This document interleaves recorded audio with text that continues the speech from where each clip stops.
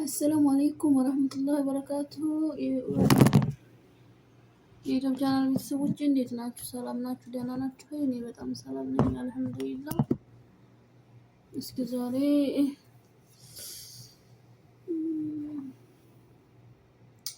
ብቻ የሆነ ነገር አሰማችሁ እንጂ እኔ እንኳን ብዙም አይደለሁም። እኔ ሀሳስዬ ከኔና ስላቋረጥኩ በጣም አሞኛል። ዛሬ ምንም ነገር መስራት አልቻልኩም። አልሐምዱሊላህ ለኩል ሀል በስ እስኪ የማህፀን ማሳከክ ምክንያቶች ምን ናቸው? ምን ነው ዛሬ ማሰማችሁና ዛሬ ስለ ወንዶችም ስለ ሴቶችም ነው ማሰማችሁ ማለት ነው።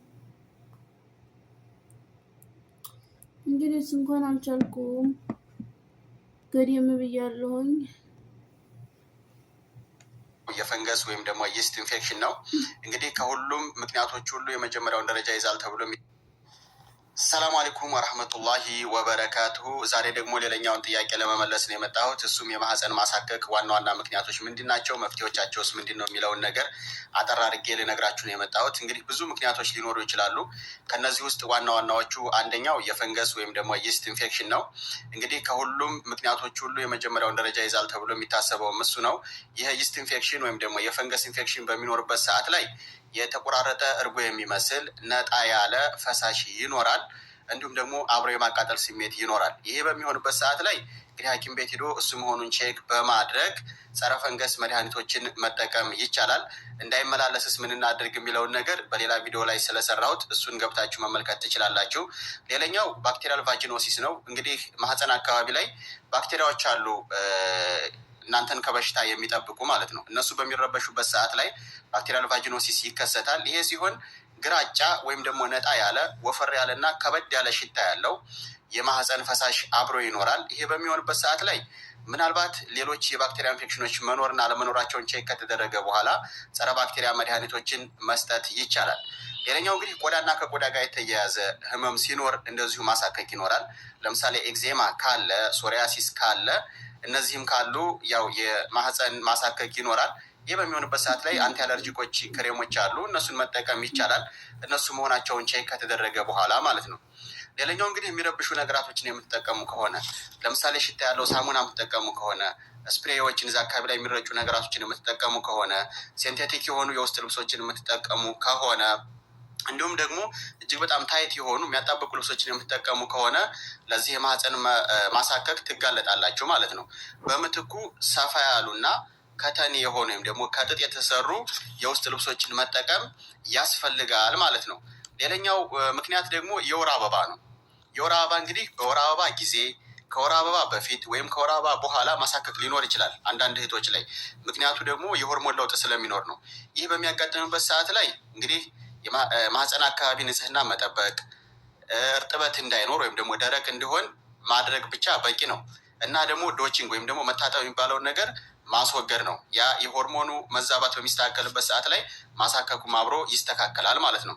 ሌላኛው እርግዝና ታብሌቶችን የምትጠቀሙ ከሆነ እንዲሁ የሆርሞን ለውጥ ስለሚያመጡ ለማህፀን ማሳከክ ከሚያጋልጡ ነገራቶች ውስጥ አንዱ ነው። ምናልባት የሚረብሽ አይነት ማሳከክ ካለ ሌሎች አማራጮችን መጠቀም እና ያን የምትጠቀሙትን የእርግዝና መከላከያ ማስወገድ አስፈላጊ ነው ማለት ነው። እንግዲህ እነዚህ ዋና ዋናዎቹ ምክንያቶች ናቸው እንጂ ሌሎቹ ምክንያቶች ይኖራሉ። እንግዲህ የፈንገስ ኢንፌክሽን ሊሆን ይችላል፣ ባክቴሪያል ቫጂኖሲስ ሊሆን ይችላል፣ የሚረብሹ ነገራቶችን በመጠቀም ሊሆን ይችላል፣ ወር አበባ ሊሆን ይችላል፣ የእርግዝና መከላከያዎችን በመጠቀም ሊሆን ይችላል። እንዲሁም ደግሞ ኤስቲአይ ሲኖር፣ የአባለዘር በሽታዎች ሲኖሩ ማሳከክ ሊኖር ይችላል። ምናልባት የአባለዘር በሽታዎች በጣም በርካታ ናቸው። በርካታ ምልክቶች ሊኖሩ ይችላሉ። ለምሳሌ ሄርፐስ ሊሆን ይችላል።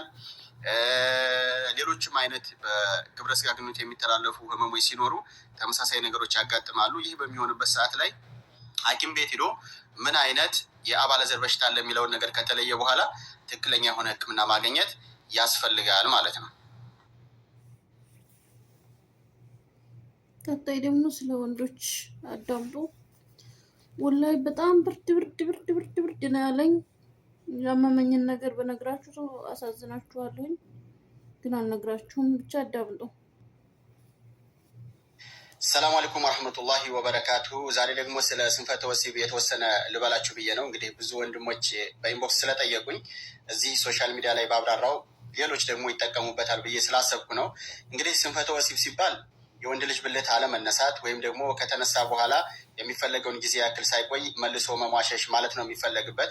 እንግዲህ ምን ያህል ፐርሰንቱ በዚህ ይጠቃል የሚለው ነገር ትክክለኛ የሆነ ጥናት ባይወጣም ከ40 ዓመት እስከ 70 ዓመት ያሉ ወንዶች ላይ 50% ይህ ነገር ያጋጥማቸዋል ተብሎ ይታሰባል። እንዲሁም ደግሞ ለብዙ የትዳር መፍረስ አንዱና ዋናው ምክንያት ነው ተብሎ ይታሰባል። እንግዲህ ይሄ ስንፈተ ወሲብ ወይም ደግሞ ኤሬክታይል ዲስፋንክሽን የምንለው ብዙ ምክንያቶች አሉት። ጠቅለል ለማድረግ ያክል እንግዲህ በሶስት እንከፍላቸዋለን። አንደኛው ሳይኮጀኒክ ነው ወይም ደግሞ ስነልቦናዊ ችግር የምንለው ነው።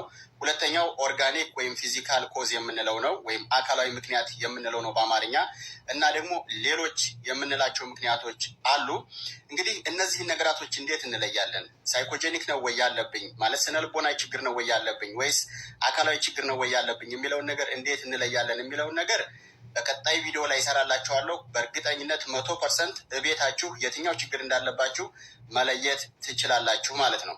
እንግዲህ ዛሬ ምክንያቶቹን ብቻ ነው የተወሰነ ነገር ልላችሁ የፈለግኩት። እንግዲህ ሳይኮጀኒክ ወይም ስነልቦናዊ ችግር ስንል ምናልባትም በጭንቀት የመጣ ሊሆን ይችላል፣ በድባቴ የመጣ ሊሆን ይችላል፣ በፍቅር አጋር ወይም በትዳር አጋር መካከል በተፈጠረ ችግር ወይም አለመግባባት ወይም አለመነጋገር የመጣ ችግር ሊሆን ይችላል።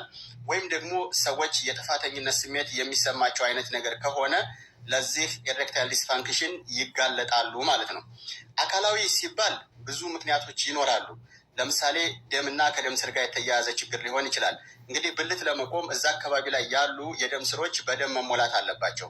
ስለዚህ ደሙ ላይ ችግር ካለ ወይ ደም ስር ላይ ችግር ካለ እነዚህ ኤሬክታይል ዲስፋንክሽን ሊጋለጡ ይችላሉ እነዚህ ሰዎች ማለት ነው። ለምሳሌ ያክል ደም ግፊት ካለባቸው፣ ስኳር ካለባቸው፣ የኮሌስትሮል መጠናቸው ወይም የሰውነት ቅባት መጠናቸው ከፍ ያለ ከሆነ በዚህ በቫስኩላር ወይም ደግሞ ከደም ስር ጋር በተያያዘ ችግር ምክንያት ለኤሬክታይል ዲስፋንክሽን ወይም ደግሞ ለዚህ የብልት አለመቆም ችግር ይጋለጣሉ ማለት ነው ሰዎች። ሌላኛው እንግዲህ ነርቭና ከነርቭ ሴሎች ጋር በተያያዘ ምክንያት የሚመጣ ችግር ሊሆን ይችላል። ለምሳሌ ያክል ሰዎች ሰርጀሪ ካሰሩ በኋላ ወይ ጭንቅላታቸው ላይ ወይ ወገባቸው ላይ ችግር ካጋጠማቸው በኋላ እንዲሁም በስኳር ህመም ምክንያት በመጣ የነርቭ ችግር ምክንያት ለዚህ ለስንፈተ ወሲብ ሊጋለጡ ይችላሉ ማለት ነው። ሌላኛው እንግዲህ ከሆርሞን ጋር በተያያዘ ችግር ሊሆን ይችላል። በዚሁ በአካላዊ ውስጥ ከሚካተተው ውስጥ አንዱ ማለት ነው። ለምሳሌ የቴስቴስትሮን ሆርሞን ችግር ካለባቸው ሰዎች ለዚህ ለኤሬክታይል ዲስፋንክሽን ወይም ደግሞ የብልት አለመቆም ችግር ይጋለጣሉ ማለት ነው። ሌላኛው እንግዲህ ሌሎች የምንላቸው ናቸው። ሌሎች የምንላቸው ለምሳሌ ከአኗኗር ዘይቤ ጋር ተያይዞ የሚመጣ የስንፈተ ወሲብ ችግር ሊኖር ይችላል። ለምሳሌ ጫት መቃም፣ ሲጋራ ማጨስ፣ አልኮል መጠጣት ለዚህ ሊያጋልጥ ይችላል። እንዲሁም ደግሞ ኦቤስ ከሆኑ እጅግ በጣም ወፍራም ከሆኑ ለዚህ ችግር ሊጋለጡ ይችላሉ ማለት ነው። ሌላኛው ደግሞ እድሜ ጋር የተያያዘ ሰዎች እንግዲህ እድሜያቸው እየገፋ በመጣ ቁጥር ለዚህ ለኤሬክታይል ዲስፋንክሽን ወይም ደግሞ ለብልት አለመቆም ችግር ፈጅራዛም ብሎ ተቋረጠ። ለማንኛውም እንግዲህ ሴትም እንሁን ወንድም ጤና ነው። ጤና ከሌለን ምንም አይደለም። ብዙ ነገሮች የሚፈጠሩት በተለይ በትዳር መሀል ምክንያቶች በሌላ እያደረጉ ብዙ ትዳር የሚፈርሱ ነገሮች አሉ። እነዚህን በሕክምና መከታተል ሀይር ነው። ይሄ ምንም ነውር አይደለም፣ ወላሂ ነውር አይደለም። ዛሬ ደግሞ ትንሽ ብርድ ይለኛል ደግሞ ዛሬ አላውቅም። ብቻ እስኪ ለሀይር ነው። በቃ አላብዛባችሁ። መልካም